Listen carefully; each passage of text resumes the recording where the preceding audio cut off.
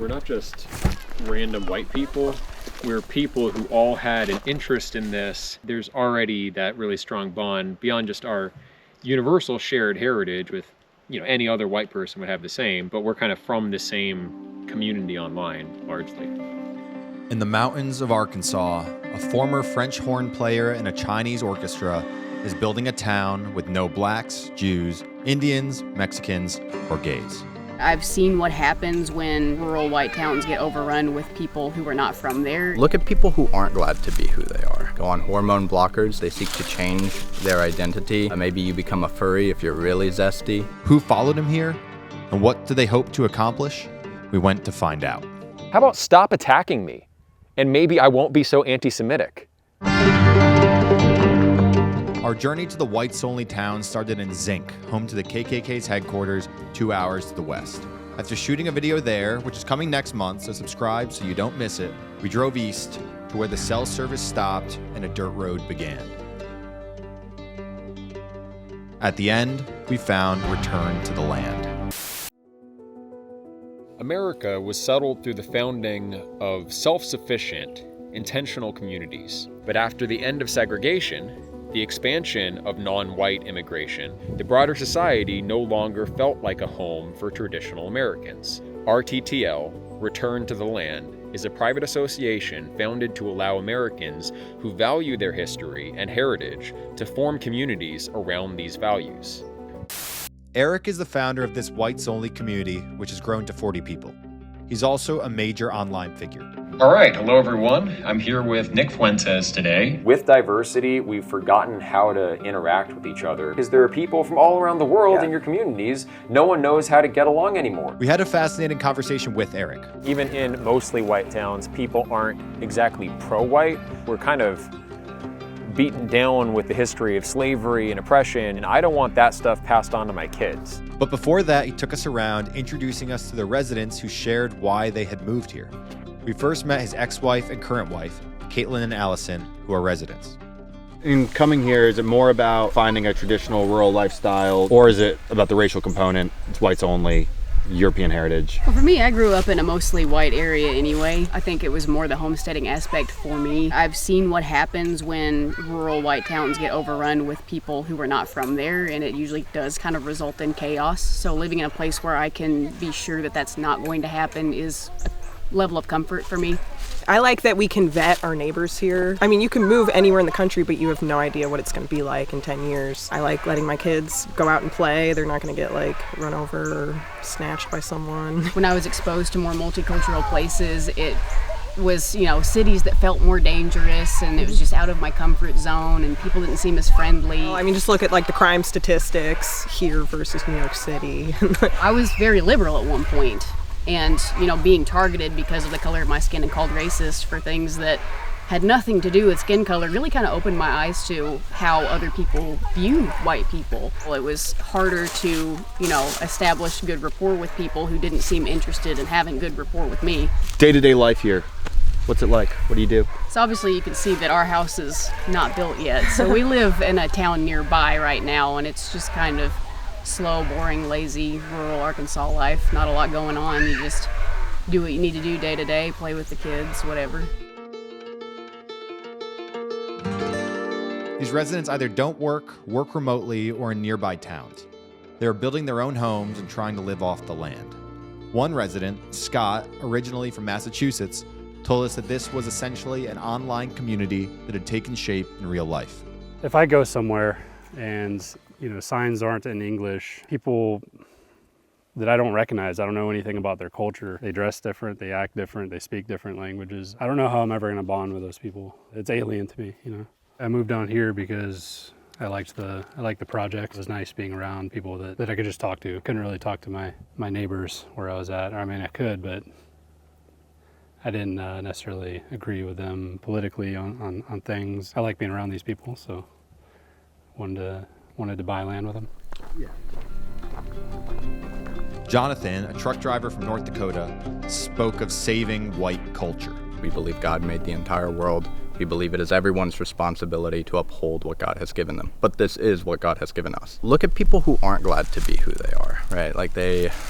go on hormone blockers. They seek to change their identity. Maybe you become a furry if you're really zesty. I wish that they had been taught to love themselves as how God created them, to embrace themselves, not taught that they were the enemy of every story. Oh, everything about you, like all of your immutable characteristics come from people who are evil and committed these genocides. And did you ever study the Crusades? Don't forget the Salem witch trials. And it's like, mate, like, I can't change who I am or how I was born. You know, one thing you hear is like, you know, it'd be un-American to punish people for the sins of their fathers, right?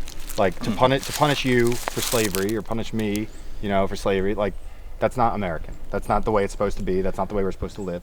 Yet on the other hand, to elevate ourselves because of our heritage, because of, say, what white people accomplish, you know, because of Mozart and Bach. Mm-hmm. Would that not just be the other side of the same coin? I will disagree on that point, because Beethoven and Bach are way better than like Diddy and Pac. It's not because it's like, oh, I am better because some German produced a great piece of music 300 years ago. I don't think anyone thinks that way. Like, if you say that these things are equal, these cultures have produced an equal product and effect over the course of 300 years, I know you're lying, and even you know you're lying. I'd say most sensible people wouldn't say, you know, that like Nicki Minaj and Beethoven are comparable, right? I'd say like take like your kind of middle of the road conservative American. I think that they probably think that they're like, obviously Beethoven is better than Nicki Minaj. Obviously there's, you know, Bach is better than Tupac. Do you think that's true when they're playing like Nicki Minaj and rap music at Republican rallies?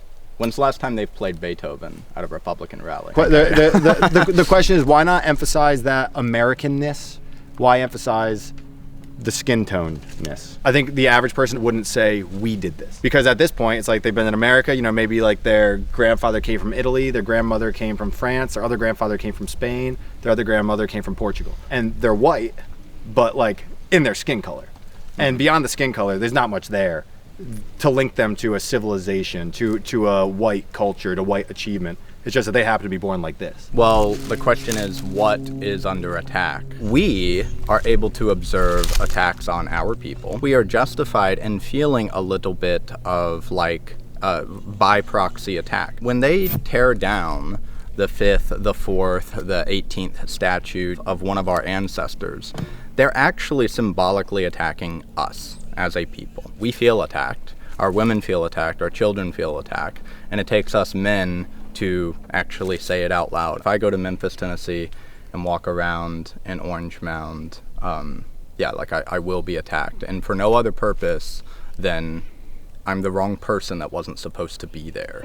What united all these people with Eric, the undisputed leader, is a sense that white people have been tricked into hating themselves. Millions of young Americans, if they could choose, would eliminate their own race. They would intentionally not have white children so that their race, their skin color, they think, will not be perpetuated. If that's the ideology that you've accepted, that being white is bad itself, being who you are, what you were born as is bad, then what's your self-concept gonna be? Eric is a classically trained musician who performed with Shen Yun, the Chinese dance troupe you've seen advertised in your city.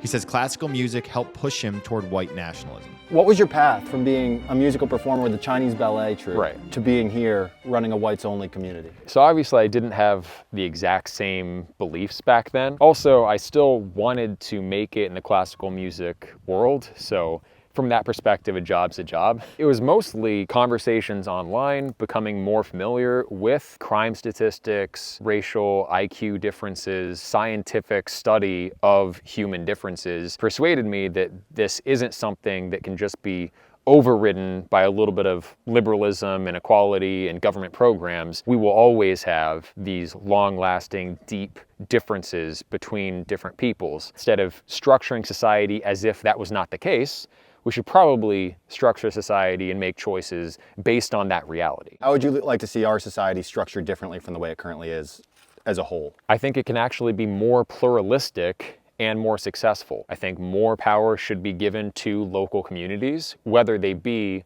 homogeneous like ours, or whether they're more integrated racially, culturally, etc. What is it about white culture, about white heritage, that makes you proud of being white?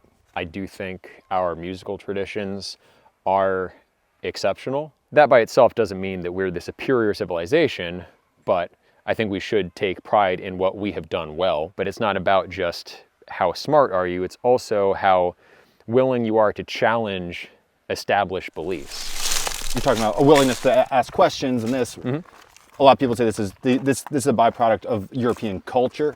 Other people would say it's a racial genetic difference. What do you think? I would say there's a feedback cycle between the culture of a people and who they are genetically. During the medieval period, criminals were executed at really, really high rates. And so those problematic genes that were more prone to violence and theft and things like that, they were kind of weeded out of our population. And that didn't happen equally around the globe. Also, what is celebrated? If you celebrate individuality and individual accomplishment, then in the sexual marketplace, different things will be valued and sought after. Speaking of the sexual marketplace, in a past life, Eric made porn. Something he attributed to a nihilist phase. Those videos were out there.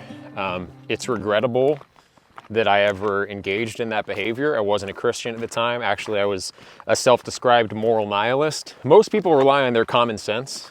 You know, I've always kind of relied on my beliefs. And at the time, I believed in moral nihilism. That's the hazard. If you are like too intellectual, you abstract things. I converted to Christianity, left that behind me. And it was more than 10 years ago now, so it is what it is. Eric now identifies as Christian, but a kind of nihilism remains. He believes America's culture and economy are collapsing, that there's a conspiracy to make whites hate themselves, and that politics won't fix it. What do you think about Nick Fuentes? Do you think he's the highest profile figure who kind of aligns with your views, or where does he fit into the way you see things? You're looking at me like I have 3 heads. All I'm saying is minorities are really obnoxious. I align with a lot of his perspectives. Ideologically, I would say we're mostly aligned. So apparently I am now dead to Nick Fuentes. This is because I privately DM'd him, asking for clarification on his stance on birthright citizenship. If you have citizenship, if you were born in this country, this is your birthright. I wanted clarification from Nick before I defended him publicly. Eric Arval is DMing me saying, "Are you against birthright citizenship?" in DMs. Really? You. You're dead to me. I'm very pessimistic that they could ever achieve meaningful change from the top down. And with people like Nick Fuentes leading the Republican Party in the future, you're not going to have a lot of non-white people in the Republican Party being very enthusiastic about it, because it'll be seen as the party of white people. Because Nick Fuentes identifies as pro-white. He says the country should be normatively white. Would I personally prefer that? Yeah, because it's what the country was when my ancestors came here. It's what, you know, my bloodline thought it was signing up for. We have, in the meantime, invited a lot of people in. It is baked into the cake. We're going to have a multicultural society. So the best that we can do is have a government that respects the rights of all these different groups to go their own way and have their own peaceful communities. Eric's answer is to create a separate world and let the rest go its own way.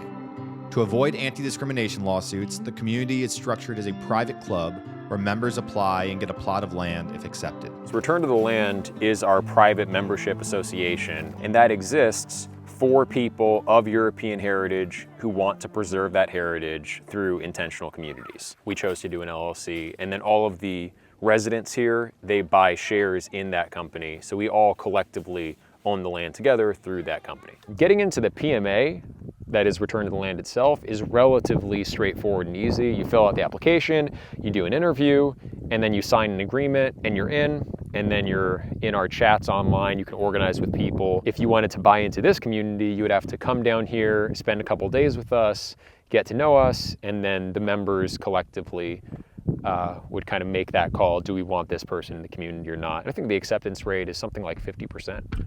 Eric is explicitly not a segregationist, and he doesn't call for removing minorities from America. So I don't think that segregation should be forced, and I don't think that integration should be forced. Which is to say the way it was in the South, say 60 years ago. That was government-enforced segregation in many cases, and I don't think we should, that's not the role of the government, in my opinion. Rather, he's just given up on integration and says societies are better off living in their own bubbles. I actually believe in the literal sense of multiculturalism. Different cultural groups can coexist in one political framework, and there are many historical examples of that. Assimilate into what as well. What is the overarching American culture that people are supposed to join? We don't have a national language or religion. We have always been multicultural. I think it's in keeping with our tradition of being tolerant and free as a society that we can embrace different communities going their own way. While critics say Return to the Land is anti-black, its founders are far more focused on Jews. Eric and his co-founders' X accounts are filled with posts alleging that Jews control the U.S. and are responsible for the anti-white agenda. I've never heard a Jewish person look back on their history and say, we shouldn't have done this in Weimar Germany, or we shouldn't have pushed for this in the United States, or we maybe were trying to interfere too much in the affairs of other people. I'm not saying they're guilty for all things or they're the source of all evils in the world, but there does tend to be a very one-sided perspective where they expect us to always have guilt and always to think badly of our own history, but they cannot for a moment entertain that the Jewish community has been hostile or detrimental to our society. We draw very different lessons from what happened in Europe in the 40s. Where I draw from it that the lesson is the Holocaust and the killing of millions of Jews, and had this stuff not happened, had we not had, the US and England do what they did, all the Jews in Europe would have been eliminated, and many Slavs would have been made subservient to the Aryans, and other groups would be gone, homosexuals, disabled people. Whereas you draw a very different lesson. I think a lot of guilt has been put on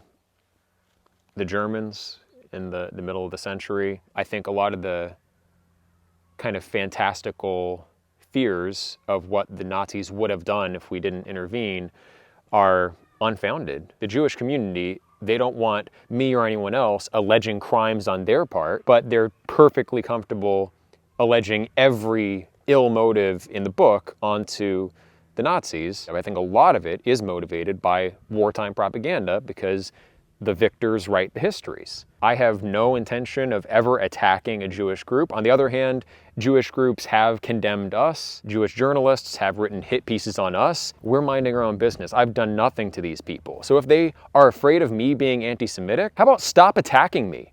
And maybe I won't be so anti-Semitic. On the one hand, Return to the Land is minding its own business in a remote community deep in the Ozarks. Yet on the other, Eric is a major online figure who leads a movement that blames Jews for what he says is the plight of the white race in the US today. His language is reminiscent of the stab in the back theory, which blamed the Jews for Germany's loss of World War I and led to the Nazis' rise. Regardless, though, Eric's focus is not on World War II or the 1930s. It's on the future, where he hopes to build a place in the Ozarks that preserves white culture for his children's generation. You're envisioning, based on everything I've read on your website and everything, that this will be the first of numerous communities like this. Right. So what's your vision for Return to the Land 5 years, 10 years, 20 years from now? Well, we're not a political organization. We're not seeking political change. We are just trying to give white Americans the option of having their own communities if that's what they want. I think a lot of people do show with their demonstrated preferences where they choose to live, how they choose to associate, that they do actually value their identity. But you can get in trouble with your employer or sometimes in legal trouble if you say that explicitly and openly. So if we are doing something political there, it is trying to normalize white Americans embracing their own identity if that's what they choose, just like Black Americans do, Jewish Americans do, other groups do it. On the one hand, these people were all minding their own business in the woods and weren't bothering anyone. While they hope to expand out west and elsewhere, they're more focused on building their utopia than reshaping America. But on the other hand, I couldn't help but wonder if rather than paving a way for a new society, they were just launching a feeble attempt to hide from the real one. Thank you for watching this video. If you enjoyed it, make sure to subscribe. We have an incredible series coming out from Arkansas and Mississippi. This is just the first video from that. Thank you, and smash that subscribe button.